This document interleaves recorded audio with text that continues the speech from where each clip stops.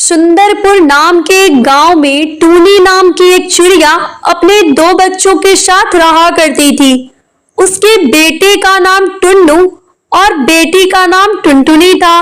टूनी मिट्टी के बर्तन बनाने की कला में बहुत ही निपुण थी और इसीलिए टूनी मिट्टी के बर्तनों को बेचकर अपने बच्चों को किसी तरह से पाल रही थी। जैसे तैसे दिन कट रहे थे। कुछ ही दिन बाद दिवाली का त्योहार आने वाला था और इसीलिए टूनी ने मिट्टी के बर्तन बना दिए थे ताकि उन्हें बेचकर वो बच्चों के साथ उमंग व उत्साह से दिवाली का त्योहार मना सके।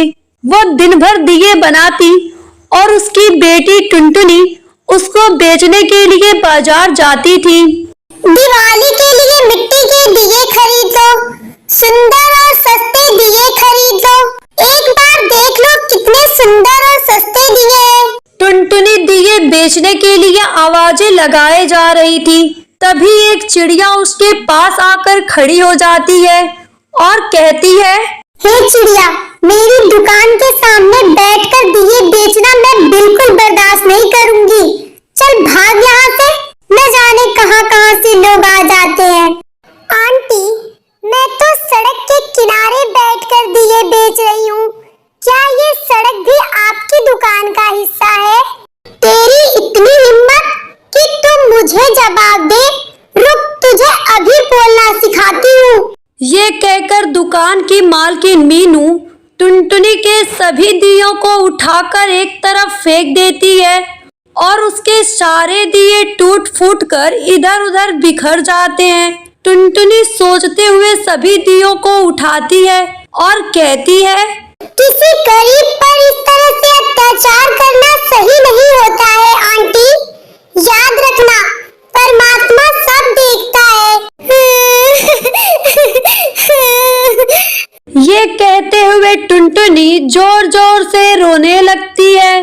तभी वहाँ एक कबूतरी उसे चुप कराते हुए कहती है, क्या हुआ बेटी, ऐसे क्यों रो रही हो? चुप हो जाओ और सारी बात बताओ। इस दुकान की मालकिन ने मेरे सारे दिए तोड़ दिए हैं। मैं यहाँ बैठकर दिए बेच रही थी। अब मैं क्या करूँगी? माँ को जाकर क्या कहूँगी? चुप हो जाओ बेटी और कहीं जाकर दिए बेच लो। गरीब को सताने में न जाने इन पैसे वालों को क्या मजा मिलता है।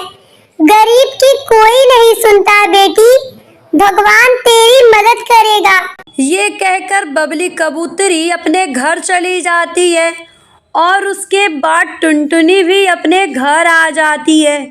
घर आकर टुनटुनी जब इस घटना के बारे में अपनी माँ को बताती है तो उसकी माँ को बहुत दुख होता है और वो भी उसे समझाने लगती है। रो मत बेटी, हम गरीबों के साथ ऐसी घटना कोई नई बात नहीं है।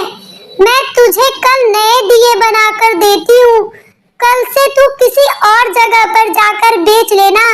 भगवान भी न जाने कैसा निर्दयी है जो हमारी सुनता ही नहीं है। टुनटुनी अपनी बेटी को और नए दिए बनाकर दे देती है और वह उसे बाजार में ले जाकर बेचने लगती है।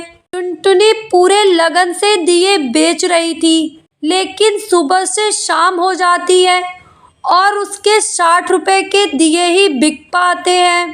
आज तो सुबह से शाम हो गई और केवल 60 रुपए के ही दिए बिक पाए हैं। इस तरह तो यही लगता है कि हम दिवाली नहीं मना पाएंगे। इतने कम पैसों में तो 2 वक्त का खाना भी मुश्किल से हो पाता है। फिर हम दिवाली कैसे मना पाएंगे? इसी तरह कई दिन बीत जाते हैं और टुनटुनी दिए बेचकर कुछ खास पैसे नहीं कमा पाती है। माँ, देखो ना, आज तो दिवाली का दिन भी आ गया और दिए तो बिक भी नहीं रहे हैं। इस तरह तो यही लगता है कि हम दिए बेचकर कुछ खास कमाई नहीं कर पाएंगे और इस बार भी हम दिवाली नहीं मना पाएंगे। बेटा, जो होगा वो देखा जाएगा। तू बेच तो दिए, आज कुछ ज्यादा ही बिक जाए, क्या पता हमारी किस्मत कब चमक जाए। तू माँ के समझाने पर टुनटुनी को कुछ हिम्मत मिलती है और वह दिए लेकर घर से निकलने लगती है। तभी वहाँ उसका भाई आ जाता है और कहता है, दीदी, आज दिवाली है। आप मेरे लिए नए कपड़े, मिठाई और पटाखे जरूर लाओगी ना? दीदी बोलो ना। क्यों नहीं लाऊंगी? नए कपड़े, मिठाई और थैला भर के पटाखे लाऊंगी तेरे लिए। फिर तो मैं खूब दिवाली मनाऊंगा। उस दिन टुनटुनी को सारा दिन अपने भाई का चेहरा बार बार याद आता है। उस दिन टुनटुनी दिए बेचने में कुछ ज्यादा ही उत्साह दिखाती है।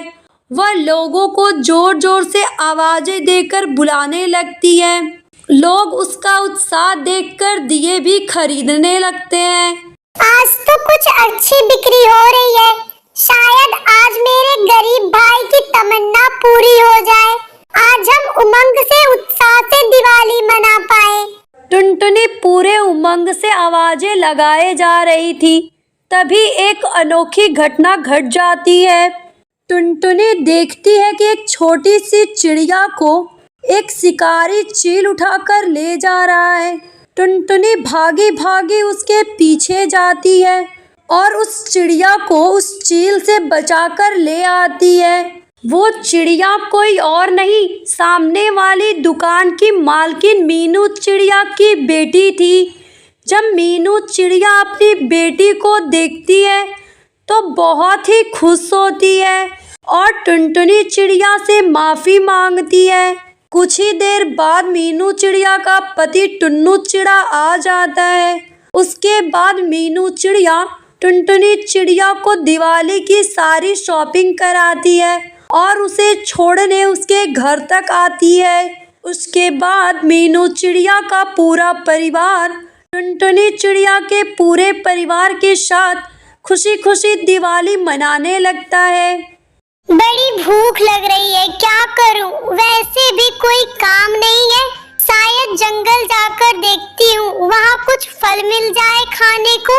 ये सोचकर टुनटुनी जंगल की तरफ चली जाती है।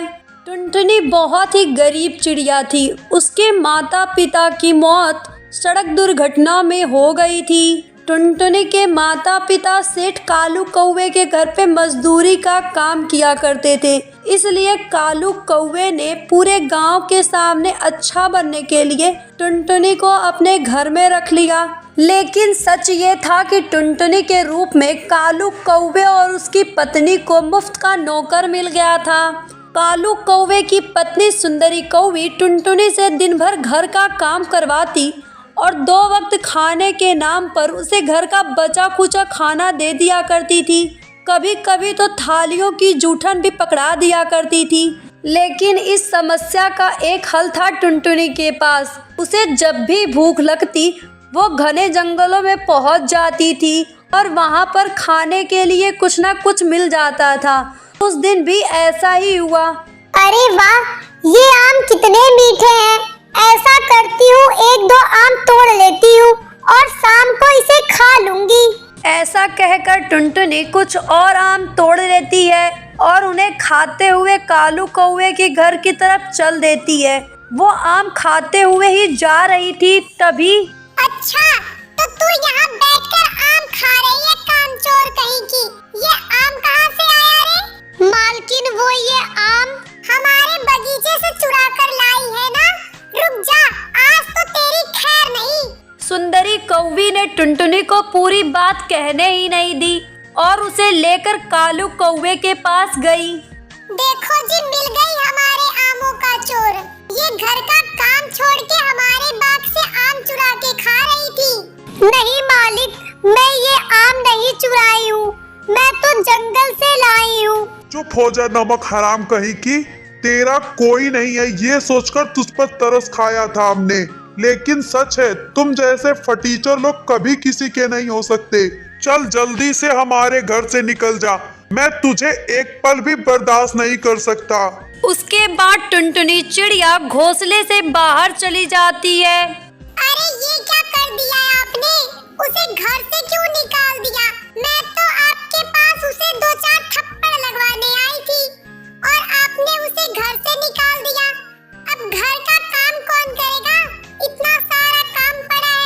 अरे कमाल कर रही हो सुंदरी, मुझे पहले बताना चाहिए ना कि क्या करना है क्या नहीं। अभी तो घर से बाहर निकाल दिया है, तो अभी बुला नहीं सकते। और ससुरी वैसे भी अनाथ है, 1-2 दिन में खुद पे खुद वापिस आ जाएगी, जब पेट में भूख की आग लगेगी। सुंदरी कौवी कालू कौवे से बहुत ही ज्यादा गुस्सा हो जाती है और मुंह फुलाकर बैठ जाती है। सुंदरी कौवी और कालू कौवे को यही लगता था कि टुनटुनी 1-2 दिन में वापिस आ जाएगी, लेकिन टुनटुनी के साथ जो होने वाला था वो कोई सपने में भी नहीं सोच सकता। माँ पापा, आप मुझे छोड़कर क्यों चले गए?